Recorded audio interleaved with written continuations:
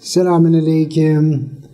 We're trying to improve our knowledge about what Allah Ta'ala commands from us and how we should be conducting ourselves. So we're reading about the life of our Prophet, Rasûlullah.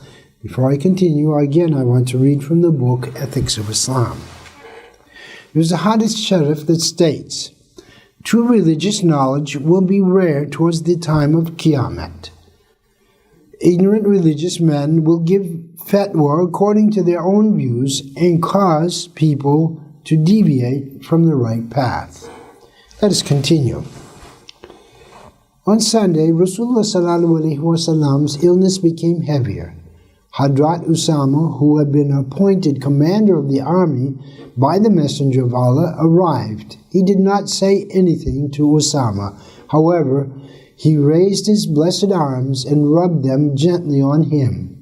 This meant that he asked a blessing on him. It was a Monday on which our beloved Prophet both honored the world by his birth and passed away. It was the 13th and the last day of his illness. On Monday, the Ashab Kiram were performing the morning prayer in lines behind Hadrat Abu Bakr Siddiq in the Masjid al-Sharif when Hadrat Faqih-e-Alam came to the Masjid al-Sharif. He saw his Ummat, the companions, worshipping in lines. He was pleased. He smiled. He too adapted himself to Hadrat Abu Bakr and performed the namaz behind him. When the Ashab Kiram saw Rasûlullah in the masjid, they thought he had recovered from his illness and rejoiced. Rasûl Kiram honored Hadrat Aisha's room with his presence and went to bed. Then he said, I want to enter the presence of Allah Ta'ala without leaving any worldly property behind myself. Give the gold you have to the poor, all of them. Then his fever increased. After a while, he opened his eyes again and asked Hadrat Aisha radiallahu ta'ala anha if she had dispensed all the gold. She said she would. He ordered her again and again to distribute them immediately. When they were all dealt out immediately, he stated, I am now relaxed. After he took a rest on his bed for a while, he called Hadrat Ali to his presence. Then he put his blessed head on his lap. His blessed forearm had sweat, and his blessed color had altered. When our mother, Hadrat Fatima, saw her blessed father in such a circumstance, she could not endure to look at him, and went next to her sons, Hadrat Hassan and Hadrat Hussein. Holding their hands, she started to weep. Oh, my father, who will take care of your daughter? To whom are you entrusting your grandchildren? Hassan and Hussein, oh, my father, may my life be sacrificed for your sake. How will my situation be after you? At whom shall my eyes look upon hereafter? When our Master Rasûlullah heard these heart-wrenching words of his daughter, he opened his blessed eyes and called her next to him and said, O my Rabb, grant her patience. When he said, O Fatima, O the light of my eyes, your father is at the state of death agony. With his touching, her weeping and wailing increased all the more.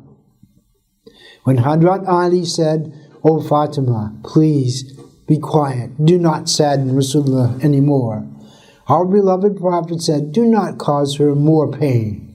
O Ali, let her weep for her father. Then he closed his blessed eyes as if he lost his consciousness.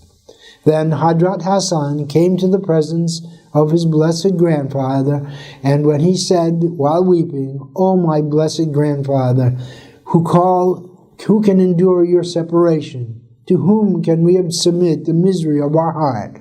Who can cherish my mother, my father, and my brother after you? Where can your wives and companions find your beautiful morals? The blessed wives of our Master the Prophet could not stand it any longer, and altogether started to weep.